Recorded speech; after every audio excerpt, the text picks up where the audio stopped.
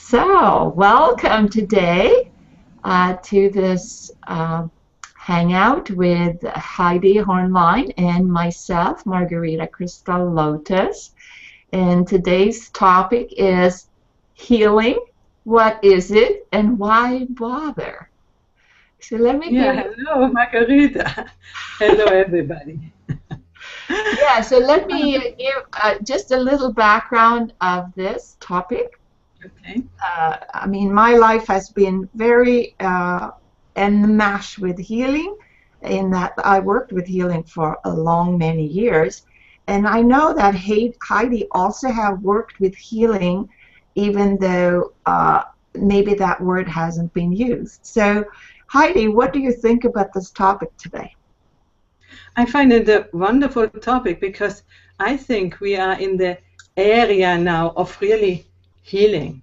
You know, this is the time of the world where healing is needed to go on, healing all the old wounds which bring us to be hostile, aggressive towards others. And this is in our own relationships, but it's also, as you see, between the countries still. And for me, peace can be gained only when we begin the healing process inside ourselves. And that doesn't mean necessarily only the physical healing, you know, it is a holistic healing of the whole being. And then from there it goes into the healing of the relationships we are in small circle, bigger circles, and then up to countries, and then they can be together in a different way, and it is really needed. Otherwise, I totally agree with you. It always starts on the inside in each person, and you're so right that we need healing. Anyone needs healing, and if somebody says that they don't need healing, which I was saying about 20 years ago, no, I'm perfect, I know everything, and boy was I wrong. You know, as long as we are fitting into society neatly and doing what everybody does and thinking what everybody does and feeling what everybody does, we think this is normal. And we are normal and we don't need healing unless we have a broken arm or heart problems or whatever, which need healing, and we have the doctors for them, you know, normally. So we never think about that we need healing. And it is like not seeing the real problems which are out, because the real problem is that we are so immersed in normality. And normality in our society is a neurotic normality.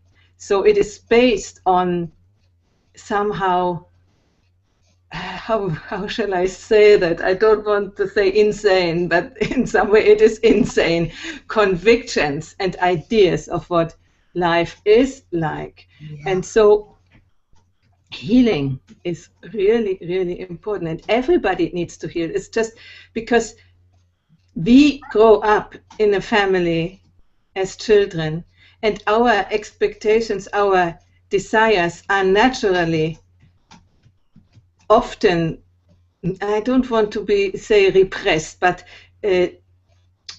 conditioned, put in a form, we call it education. And yes, up to a certain degree, this is necessary. And how your caregivers did that determines the amount of healing you need. But you know, the frustrations in growing up, they are inevitable. So everybody has some things in the closet which he needs or she needs to clear out, only because of the evolution process. So healing is needed for everybody. Physical healing is obvious, but also the healing on different levels, on psychological level, of spiritual level, of energetic level, and everywhere. And I think you can tell us something about the energetic part of the healing. I'm really wondering, do you call yourself an energetic healer? Well, I work with healing, right? I work with crystals and the vibration and sound sometimes. And so what I see when I see a client, I see that they have dark areas on their aura, and I'm not calling myself a clairvoyant in any way, but I have this intuitive ability that everyone has on the planet. It's just a matter of training it. So I'm not special in any way. But for example, if you come into a room, if a person comes into a room where there had been an argument, it's like that energy of the argument or the screaming or whatever, you can feel it. I'm sure most people can relate to that. There's something like that that I can feel and sense with a person, except that it was 3 weeks or 200 years ago. Let's say that this argument or this trauma happened, that it shows up in the energetic system, in the aura of a person. So absolutely, you know, like you have a physical scar, right? You fell and hurt your knee, and there's a scar because the doctor had to do a stitch. It shows up later in the physical body as a scar, but also on the energy body, our energy, there is scars there too, and it forms us. We say, okay, I'm not going to touch that stove because it's hot. I can burn myself, and it causes me pain. This is a simple one. If your parent says don't do this, and then punish you in some way of saying, yeah, okay, now you're not going to have any so and so, or even beat you, the energetics of the psychological conditioning that we have can be good or bad. It's just how it is in the universe. But sometimes, as you know, Heidi, this is part of your work also, to actually guide people to overcome some of those problems, right? Absolutely, yeah. The problems people have accumulated during their childhood, and often they are absolutely not conscious of them, but they wonder why certain things don't work in their life. For instance, they don't attract a soulmate. They always attract people who they have to break up soon with, or they get not treated well, or whatever, you know. So these are all signs for the fact that there is some scar, as you say it, in the psychological body, if you want to keep this language, which are not really healed yet. That they are still edgy, you know. Yeah, it's true. It's like a time bomb. Like you have those, you know, landmines with these pegs out, and then somebody comes around in your energy body, right? Say so somebody comes around here, right? And then they happen to touch one of those things, and you get mad or you react something like. Yeah.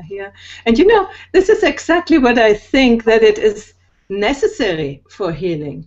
That we always are confronted with these situations where our emotions are triggered. So, you know, not to suffer. We suffer and often stay in suffering and, oh, poor me, and I have found the wrong person and whatever. That's not the reaction which is very useful. But the useful reaction would be, oh, it happened to me again. Oh, why is that? And dig deeper and find out what this is, what this situation shall teach you, and what it is pointing to this part of you which needs healing, you know. So yeah, it's not by chance that things happen. Very well put. I think that's exactly it. Yeah, most people, they don't want to feel uncomfortable. They don't want to feel these horrible emotions. But if they know that it actually, like you say, point inwards. So the healing, for me, is, okay, what did I learn when I felt this bad, and how can I stop this to happen. And when I actually heal that wound or that scar, then I don't have that thing happen to me ever again. I have other things happening to me, but not that, because I've already overcome it. Do you agree with that? Absolutely. And I think you, at a certain point in your life, you had made the decision to do that. Because, you know, this is so human that we don't want to feel suffering, that we don't want to feel uncomfortable. This is just how our brain is wired. You know, our right hemisphere is wired for that. We want to flee from uncomfortable situations. And if we do this all the time, we are suffering even more. So at a certain moment, the left hemisphere comes in, the thinking mind and the rational mind and the mind who is an understanding, and says, you know what, if you flee all the time, try to avoid all the time these things, you will be accumulating fear of those things. So why not go directly into them and see what is so? See if it is really so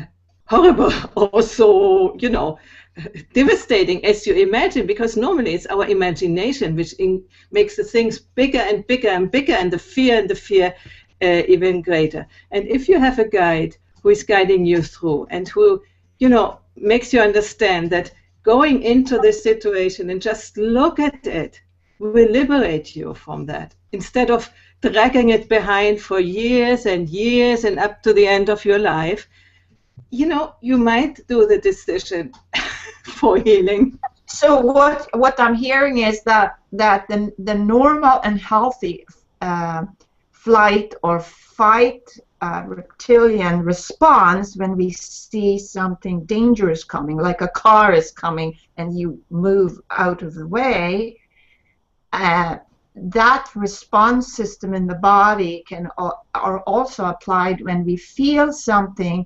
Oh, that's really dangerous, I'm scared of that, but it's not like a car driving right to drive over us, but we react in the same way.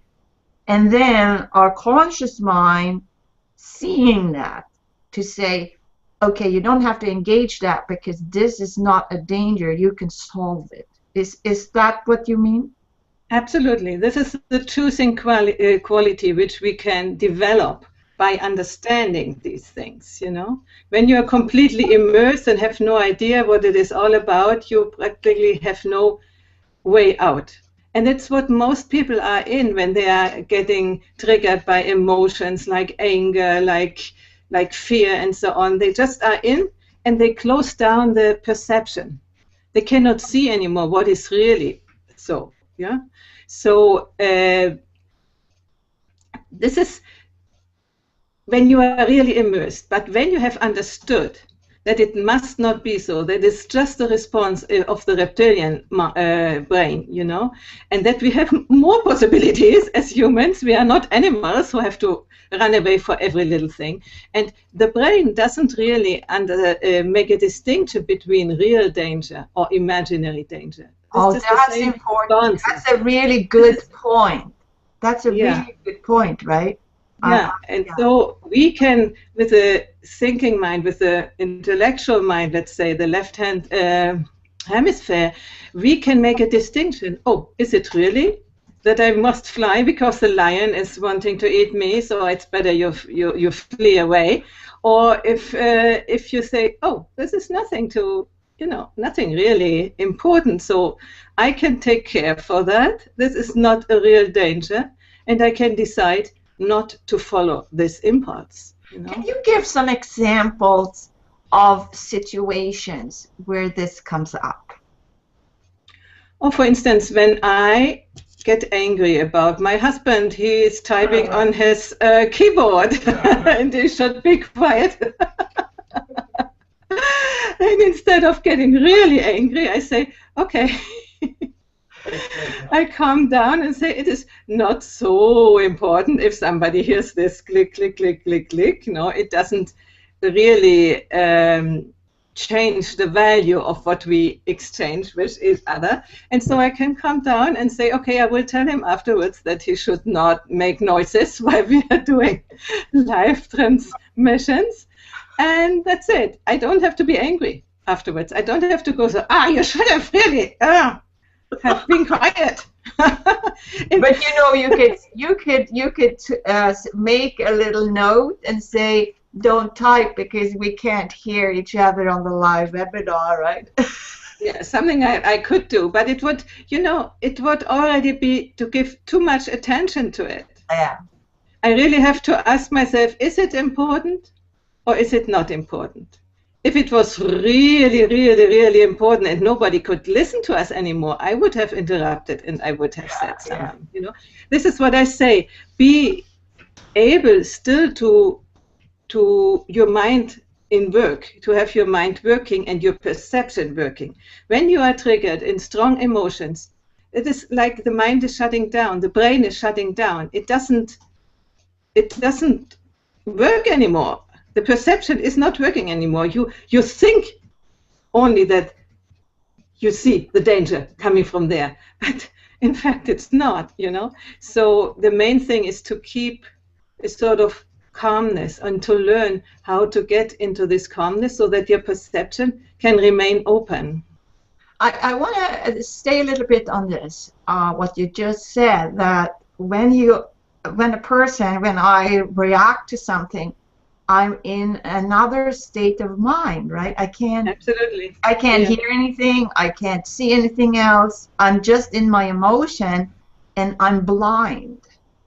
Yeah, it is blind. Actually, even more dangerous to be blind and deaf. No. Blind and deaf, yes. Well, most people don't know this. No, because they feel so, I said, immersed in these feelings. And also, there are people who really need these exciting feelings. If it is fear or something else, it's not so important, but they feel alive by that. Only by these strong feelings. And so they think this is the right thing. Because many of us have sort of dislearned how to feel our feelings. And so we can feel ourselves and our feelings only when they overcome a certain level. And so they think, that's now I'm alive when I'm really angry or when I'm really fearful. They feel like, that's why people do so many dangerous sports, because they feel alive when they have this moment of fear, because we are so much cool to know that this is like not really how you're meant to be, right? Is that correct? Yeah, it is difficult to say how we're meant to be.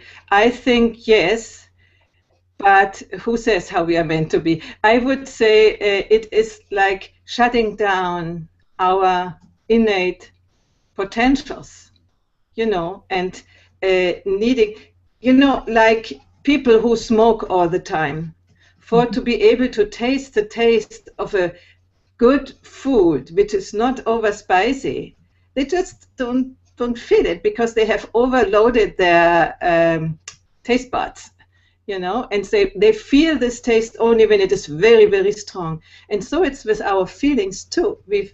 Many of us who have learned not to feel our feelings. Men don't have to cry, they don't have to be sad or something, and women don't have to be angry. So we have learned to shut down these feelings. And we did not shut down only these feelings, but our whole capacity to feel. And so we need a very strong level of input that we can feel again. And in some way it relates to what you said before, that you have developed this possibility of seeing the aura. Because we normal people cannot do that anymore, because we have lost this ability, but we still have the possibility. And if everybody went into it, practice it, get more sensible, everybody would be able to do it, but not just from one moment to the other. No, it's like all things, they need to be practiced, and it reminds me I'm a Star Trek fan, right? It's like this Starship Enterprise is losing all its sensors, the equipment to detect what's going on outside. If you're, and we don't normally. Yeah, if you are that starship and loses the connection with what's outside, you know, that's really dangerous, because you can drive right into a planet, or you could, you know. Actually, yeah, and that's what we do. People in our society, you know, even people who are all the time listening to music, loud music, they are deafening themselves. So it is like cutting away the sensors for the outside world. And we are not reached anymore. And this augments the fear, because we are not aware what is going on. Our sensibility is, how can I say, covered, buried. Yeah. This is really cool. You know, I mean, imagine that a person that is really angry about something cannot actually feel their other inner emotions that are really happy.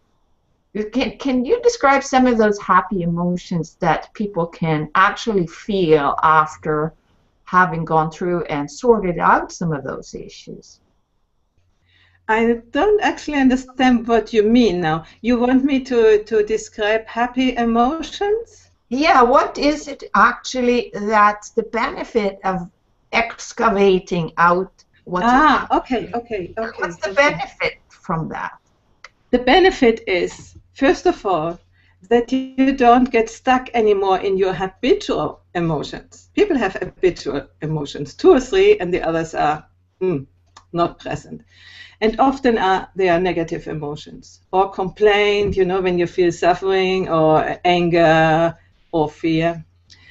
And when you have sort of exaggerated these are your only tools, you know, for going out into life. You are not sensitive anymore for loving feelings, for caring feelings, because they just don't arrive. They just don't arrive anymore. They are under the line, under the level line, you know, where you are receptive for emotions. You have them, but you don't notice them. And this is a drama, because so many people are lovely people, but they don't know how to be lovely and friendly with other people, because they are only They actually repel other people, right? Absolutely, very often. And then they get angry even more, because they think they had been friendly, but they had not been friendly. No, they have, I want to give you something. The other person, instead of understanding the goodwill of getting a gift, thinks, oh, this person wants something from me. And, you know, having this experience of being pushed away increases the anger. And this is a circulus viciosus, you know, like vicious circle, I think you say in English. So let me see so I see what you mean. So a person who is numb to the subtler feelings are more fearful, because they don't have the sensory system intact or active or engaged to actually see what they are doing to other people. So when they're saying something, that the whole way they're saying it actually repel or make other people not want to engage with them, because it's maybe perceived aggressive or possessive or complaining or any kind of thing like that. Did Absolutely. I get that? Yeah, that's right. And these people often think their self-perception is completely different. They think they are helpful, or they are friendly, or they are loving, and they appear on the outside as almost the opposite, and they don't understand what happens, you know, and so they give up to even try to be friendly and loving, and then they close down, and close down, or get super angry, and then destructive. You know, these are the 2 possibilities they have. And do you think this is the explanation for a sort of criminal behavior, and Absolutely. when somebody goes out to beat another person or murder them even, because they have come over the level of where the sort of moral ethics of society is.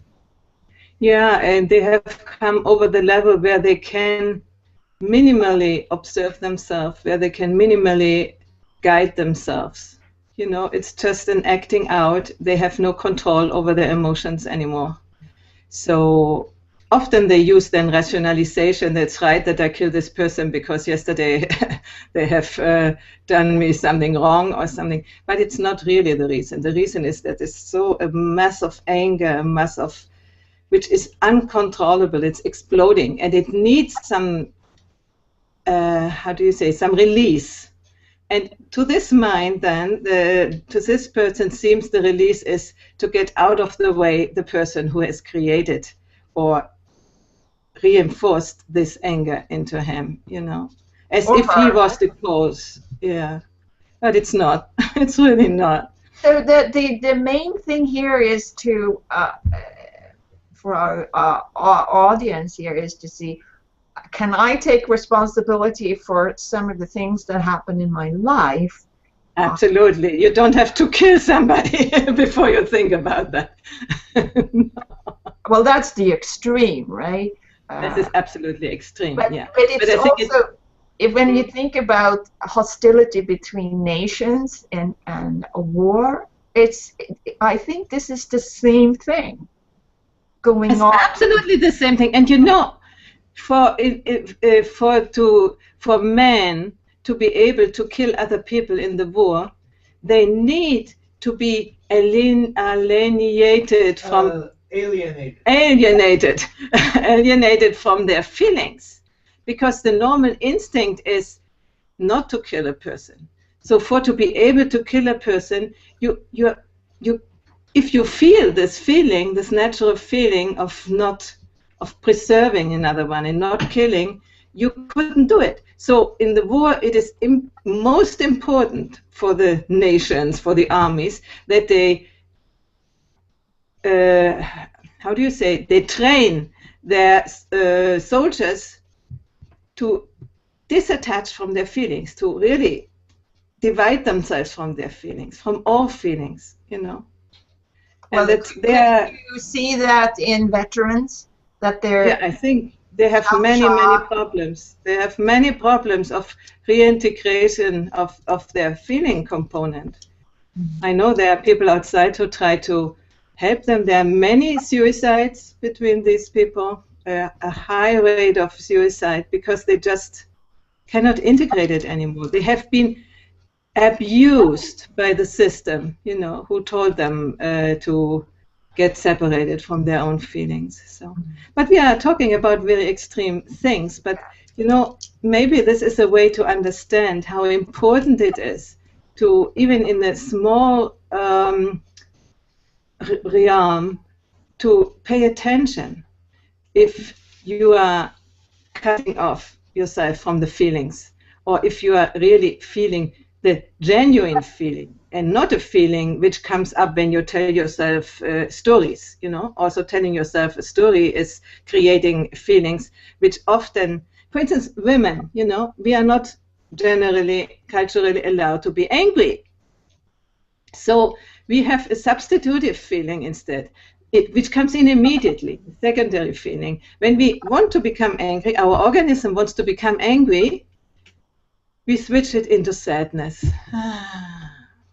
Yes. We put the anger into ourselves, we close it up, and it becomes inside destructive, depression. It's like you suppress that thing that you want to get rid of, but you cannot, so it goes inside, and then it can take the terms of the expression of depression, or absolutely, or serious depression too. Yes. Do you know how many in the population of, let's say, women are depressed? I cannot say the numbers, but this is the normal state of women. in the past, at least, you know, before the women's emancipation. Or you get mad, or you get depressed, or, you know, try to find your way in some ways. You didn't have much other possibilities. Yeah, I think that you're right about that. But even now, when women has a bit more freedom, or people have a little bit more freedom, I think there is a way how you could start to heal. And when that journey begins, I think I did this myself in my life. And I can't say that somebody was mean to me or so. Maybe they were, but I think I attracted that so that I would learn about these emotions and even depression and sadness and repressed anger. And in the healing journey, in my experience, one has to actually own that, yeah, I want to take charge of my own life. And I want to feel happier. I want to do what I really meant to do.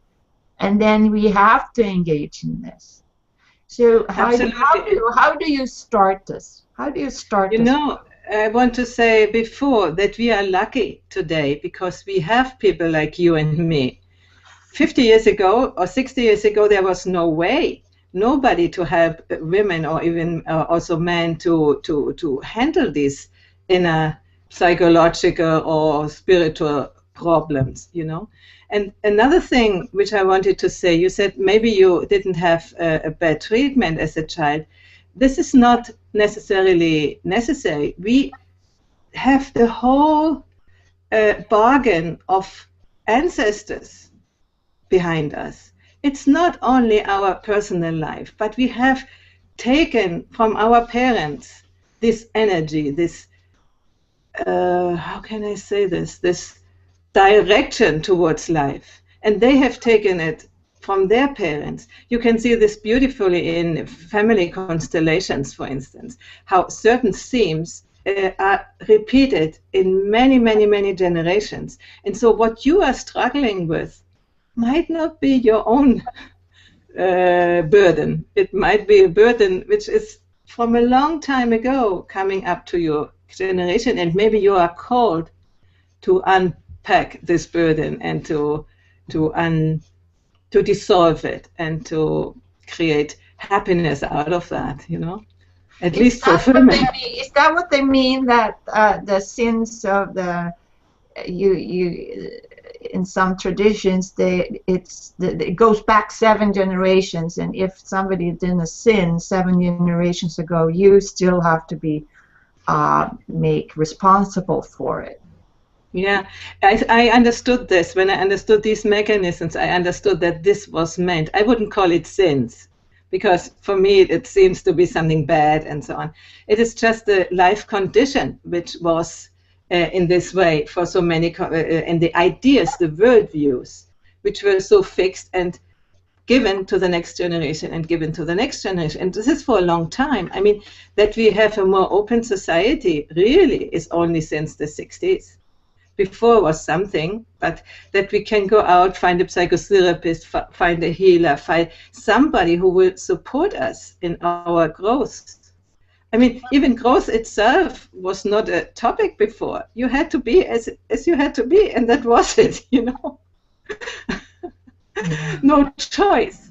There was no idea of evolution of personality, evolution of consciousness, no idea. It's a very new thing, and we tend to forget that. Yeah, I'm interested to see the labeling of this, because you can say that somebody have emotional problems, let's say, but I would put it more like this: it's actually a spiritual problem, and if we have this in this context, the levels of the spiritual, the mental, and the emotional, and then coming down to the physical. When it comes down into the physical as a physical illness or accident, it's almost like it's too late. So if we could catch these anomalies earlier, and see that, yeah, this is what my spiritual mission is, perhaps we can call it that. It's to resolve these emotional problems or these obstacles on the way before it goes into the physical. Oh, absolutely. I would say that too, that all these, you could call it spiritual. This is one part. I'm more in the psychological part. This is more my direction. I love spirituality, but I don't think this is the remedy for everything. I think we have to also see very much our personal past. Spiritual past would be this, what I named before, that it comes from generations and generations and wherever from. So that we have to take these into account and heal both of them to avoid physical illnesses, which doesn't mean we can really avoid it, but we can set a good condition so that physical illness is much more difficult to put food into your system, I mean, the miracle healings, let's say, of somebody with cancer, all of a sudden they were going to die in 3 weeks, and now they don't have it anymore. Yeah, I mean, it happens. And I believe that people who do have experienced that, they have actually connected their spiritual, the mental, the emotional with the physical. All of those parts of ourselves has been connected and joined. It's possible for people. Absolutely. It is. I think this is the path of the humans, to become integrated beings. And when we are really integrated beings, it's much more difficult that we have a ill body. But what I wanted to say before, it is not a guarantee when you sit on your cushion every day for an hour and even go to therapy, psychotherapy, that you won't have any cancer in any way. This is not this way around.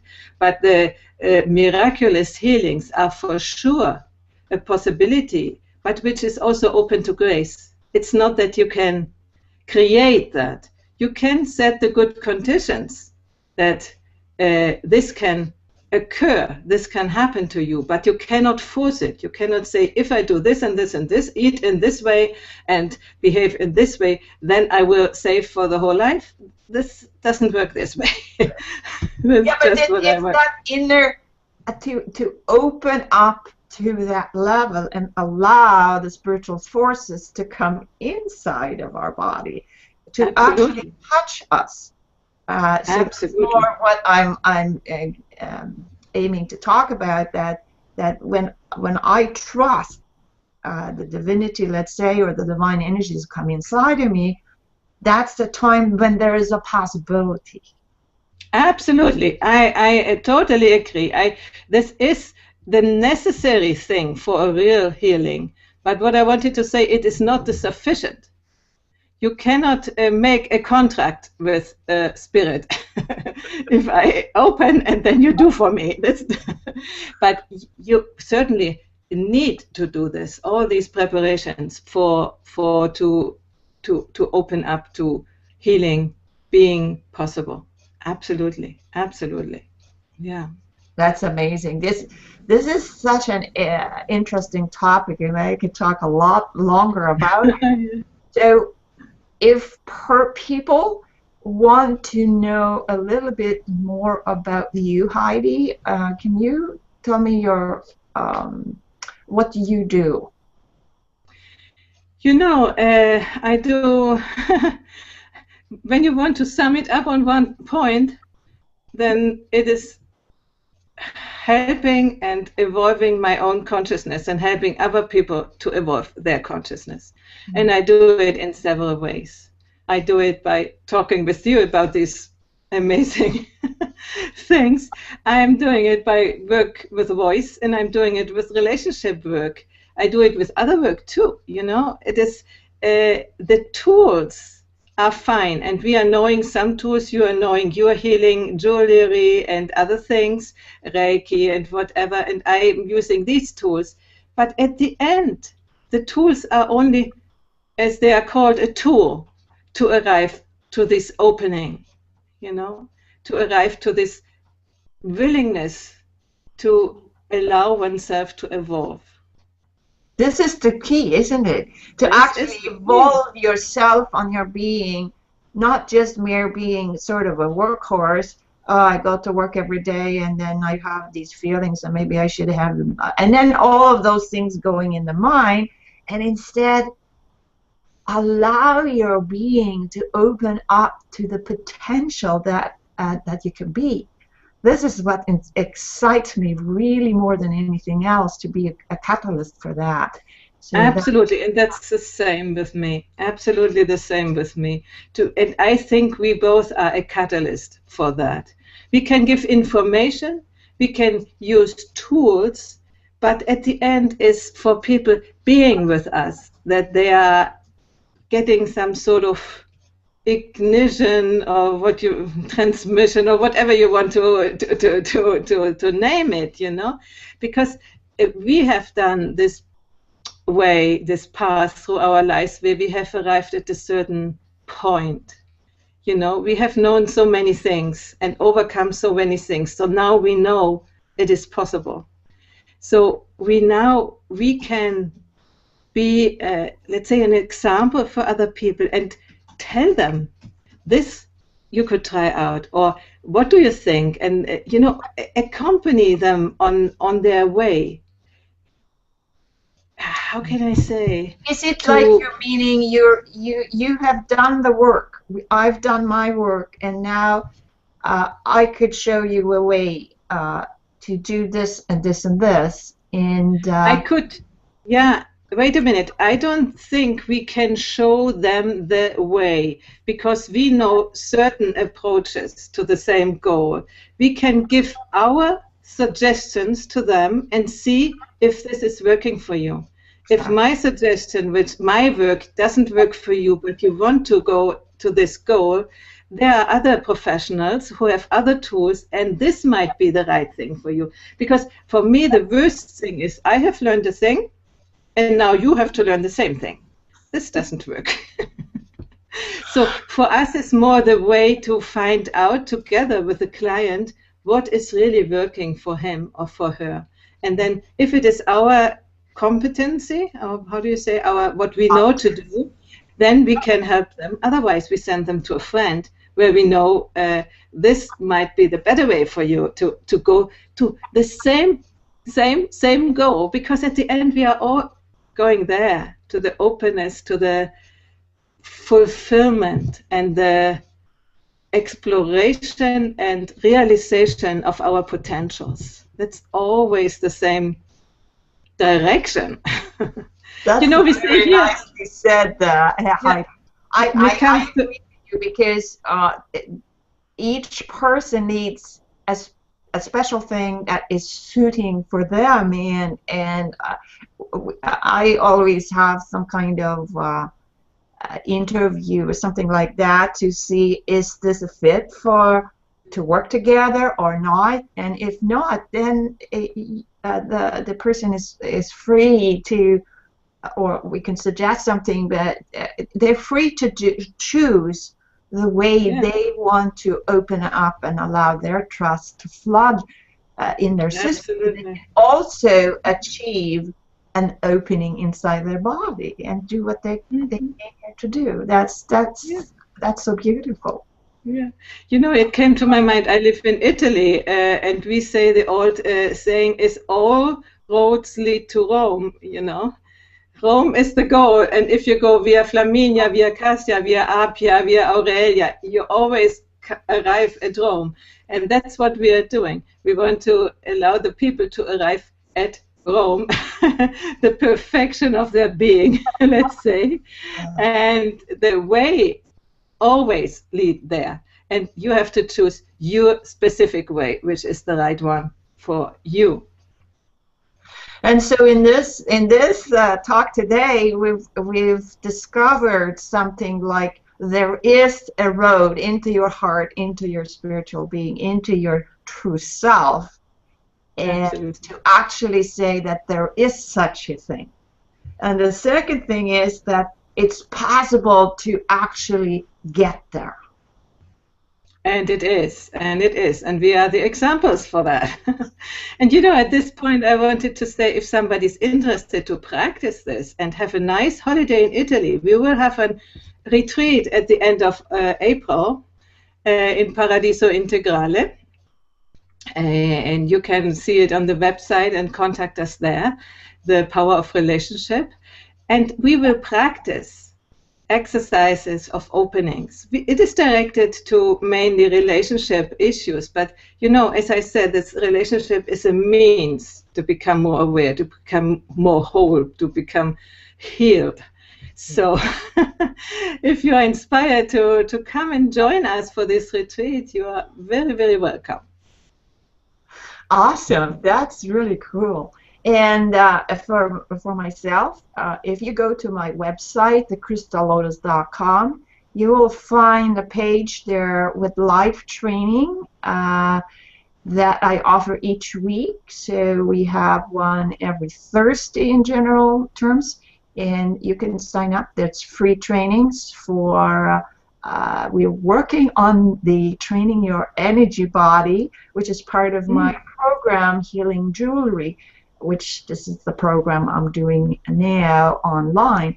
And I also have other programs that's coming that we'll see what happens with that. And in the meantime, learning about the energy body is kind of a cool thing to do, because then you can start right there and see what's my energy doing in my body, okay?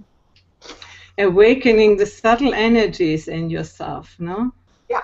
This is really a very, very exciting pathway. Okay, Heidi, is there anything else you want to tell our listeners right now? There is a way to Rome. Always go to Rome. Oh, I love that. I've been in Rome many times, and actually I got married there in Rome many years ago. And I'm still friends with my ex-husband. But anyway, yes, there is many ways into your heart, and I wish that you who watches this will find yours. So if you want, take a moment to go to either Heidi's or my websites and learn more about this. So I thank you very much for listening. Thank you too. See you later. Okay. Bye now. Bye bye.